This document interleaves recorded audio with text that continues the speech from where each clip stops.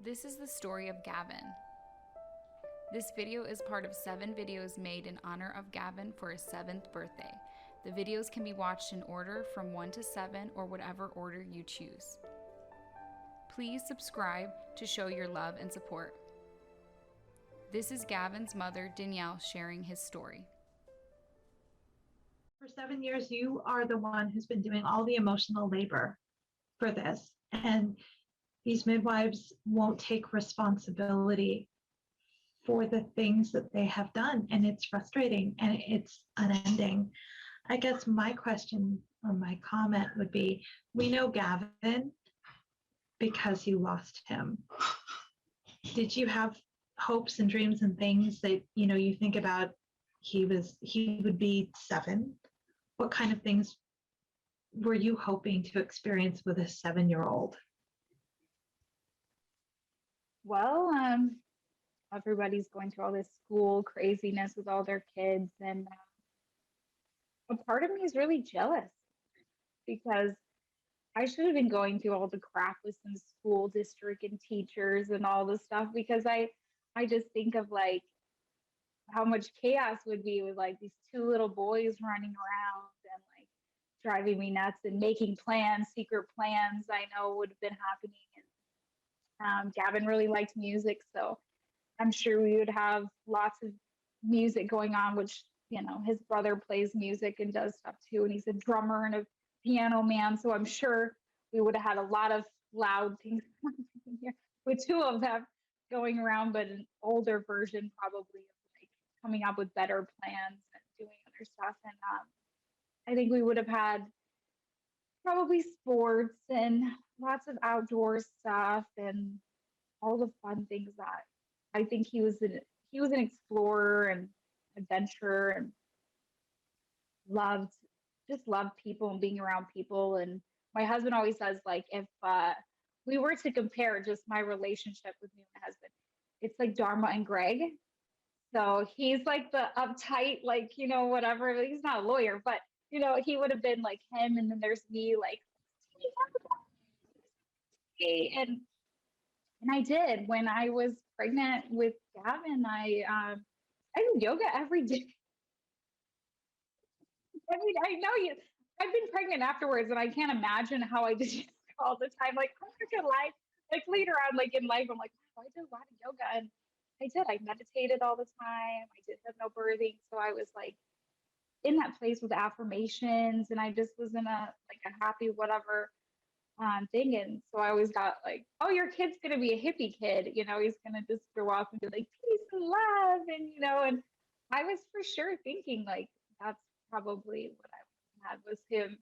I would taught him yoga like really like right away. He was like a toddler because I've already taught somebody else yoga who tells me how to do yoga now. But yeah, I think that we would have had lots of music and lots of yoga and lots of outdoor experiences and hiking and traveling and camping and all these fun things and sports. Oh my gosh, all the sports and all this the fun stuff. And I think in the future, I think that I know it sounds really weird, but I always had this feeling that when he became a man, uh, he would have traveled.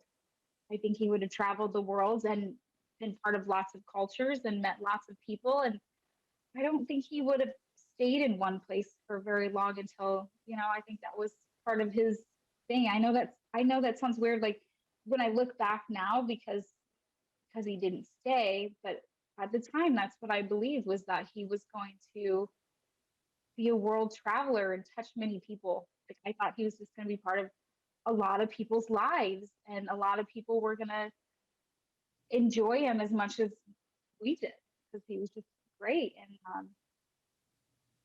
I'll tell you some weird stuff if you want to hear some couple of weird things that I don't share very often. Actually, very rare people, even my best friends, even know about it. Some of my family kind of knows. We got this, we're hippies. My family's the hippie family. But when I was early pregnant with Gavin, I had this dream. I had this weird dream that I was talking to this guy, and I don't know who this guy was, but he just felt very familiar. And he told me this message that I've never been able to forget. He told me that my baby would never be touched by the hands of man, and that one day he would rise from the ashes. And then we laughed, and he told me, "You do know you're having a baby or a boy, right? You're gonna have a boy, right?" I was like, "You're not supposed to know that. I don't know what it is." And he was like, "But you know it's a boy." And that was my dream. And at the time I was in the home birth world, and I thought it was a sign. As long as that sounds whatever, but I really thought that I wasn't going to be in the medical thing because I was going to have my baby at home. Of course, I'm not in that world. So I really thought it was kind of like a thing of telling me what it was. And then later on, I looked back and I thought, that's not what he meant, but it was something different. But that was the beginning. That was kind of the beginning. I was like very newly, maybe I just started popping out, like getting a little bump or whatever. And I was, you have crazy dreams when you're pregnant. but that was one that just always stuck with me. And then there's this one I've only told like my mom probably knows, and like that's what it is. So if I cry, this is why it's gonna be this. Um, After we found out that Gavin was in distress, we got in the car and she gave me like this weird yogurt pouch thing, and she laid me down, and we were following her for a little while, and she pulled over, and then she was trying to put like oxygen or whatever she was trying to do. I don't even know if she even put oxygen on all the way or what was going on. But I don't even know why she stopped me. Like, just keep going. Just go to the hospital. Like, I was laying in the back, and she had me laying on my left side, and I have a big car with sunroofs. My sunroofs were open. I don't know why that they were open that day, and I was laying there, and I was crying. As soon as we found out that his heart rate dropped, I was just crying because I knew she lied to me. I knew that she tricked me, and this was I followed somebody that they lied to me. They made the wrong call, and I'm gonna pay for it. I knew it was too late. We're driving, and I just kept repeating in the back seat. Apparently, it's too late. It's too late. He's not gonna make it. Dave's not gonna make it. I remember like holding my belly and feeling Gavin move, and like, I'm so sorry. I'm so sorry. And I just love you. I just love you. And he was saying, like, my husband was saying, like, just hold on a little bit longer and, whatever. Uh, and I remember him moving and all this stuff. And we had like our own little thing in the back seat, like we normally did, our own little whatever, which later I was told by the hospital when I told them that maybe I'd been moving the whole ride. They couldn't believe it, apparently, for some reason. Something, it really was a lot to them, I guess. But when I looked up in the out of the sunroof, it was like at one point I felt he was saying goodbye. I know that sounds really weird, but it felt like his way of how we communicated was he was telling me, this is it. Like, I'm leaving. And I'm pretty sure I was begging for him not to go. And I just remember looking up in the clouds, and this is where it gets really strange because this is something I've never experienced before. This was very weird even to me, but at the time it wasn't weird because it just, it was a horrible thing going on. When I looked up at the clouds, I could sworn I seen my kid's face. And that's when I really knew, like, he is telling me goodbye. And so when I had got to the hospital, I was so numb. Like, it was just, I was just falling. I was just whatever.